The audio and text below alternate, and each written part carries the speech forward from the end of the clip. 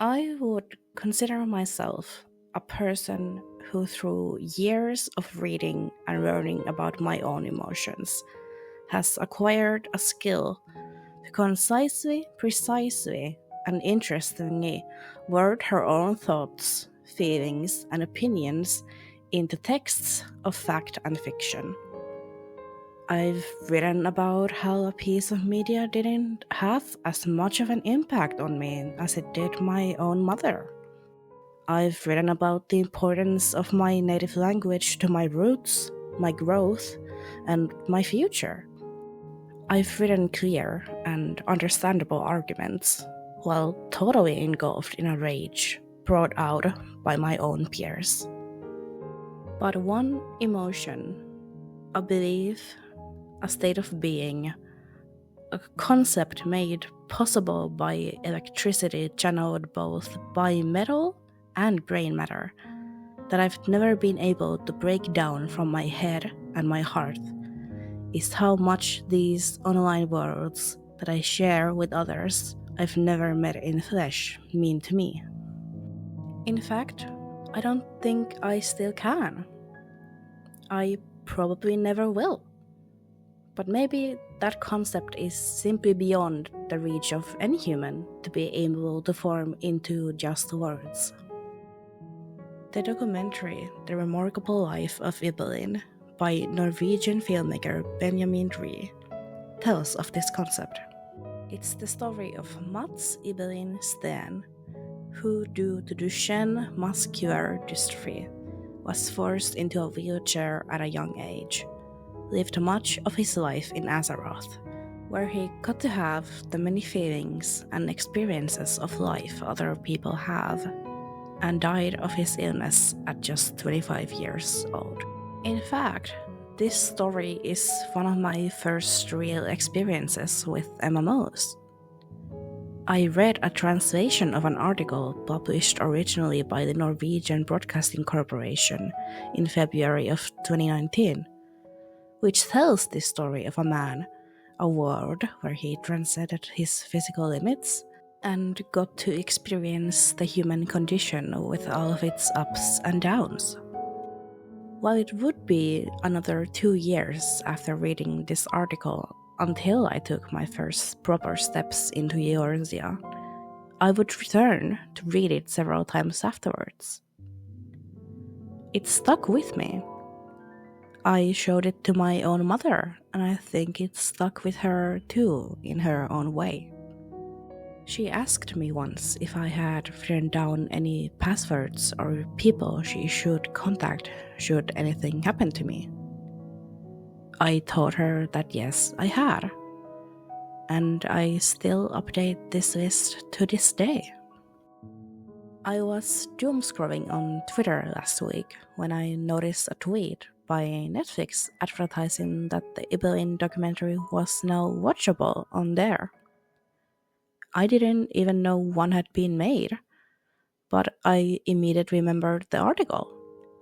I sought it out again, read it, and pondered how had the documentary brought up and showed all of this. And so I decided to watch it. And I wept through it. I wept, I sobbed, I sniffled, I took 3 hydration breaks. I feel many will cry just because it's sad and tragic that someone would die so young.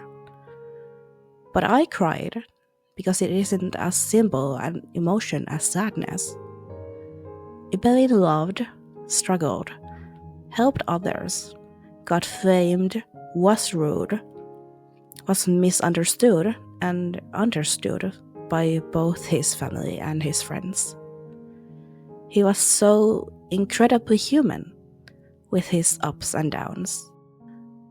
His illness took away a huge chunk of substance from his life, but he still got to have so much in spite of it. I cried so much because it's incredible how much this man was loved by the people around him, that 10 years after his death I know his name, his favorite activities to do, and stories of his life. I've never played World of Warcraft myself, but that was completely irrelevant to me. I was able to enjoy the large sections of the documentary where the real dialogue Ibelin had with the people in the world had been remade by animators to show the emotes, the areas, and the other characters without personal experience of WoW. The animation made me so happy. It was an excellent way of showing people unfamiliar with virtual worlds how real it is to us who inhabit them. The avatars we have are extensions of ourselves. I cherish being able to meet others through virtual worlds where they can customize how they look, where they aren't held back by their appearances, and where they can act like themselves. I would even go so far as to say, I am Sistina, and Sistina is me. But we are also different. We have different temperaments, different people skills, different priorities in how to spend our time in this life. But we have the same laugh, we like the same music, and we both love our friends. She is someone I can disappear into, someone who's given me a front, a shell to hide away when my life has been too hard for me to live. Because of her, I've gained the strength to take my life in a direction I want. Because of her, I don't need to be her as much anymore. While I am Sistina less and less, the friends she's made are my friends too. I talk to them daily, I send them memes, pictures of food I've cooked, complain about anything and everything under the sun. I ask them for help when I'm having a hard time or I feel lost. While I might not be there with them in the game, I feel close to them. I have pictures printed out of our characters, and I cherish them just as much as I do pictures of my family and friends. I wish to meet as many of them as I can in the future. I believe that the meaning of life is to cherish the time you have with the people you love, to make the world a better place for those who come after us, and to quote a great wizard, make cool shit before you die. I am so lucky to have been born in the time that I was, because I am able to find people to love, to mourn, and to cherish all around the world. This is what Final Fantasy XIV and XI mean to me. They are extensions of the human experience that I've learned over the years to treasure. Ibelin's story is a story that I personally fully believe to be the most important story of our time. It bridges the gap between two worlds for those who don't believe in one of them being worthwhile or real. I cannot recommend it enough, especially to those who do not play online video games. If it can affect me, someone who can understand a bit what it can be like to live a different life online, I'm certain it evokes many different emotions in those who have only ever known a single world. I could never do it justice with words alone, so I wish for you to go watch the documentary, The Remarkable Life of Ibelin, in full by yourself.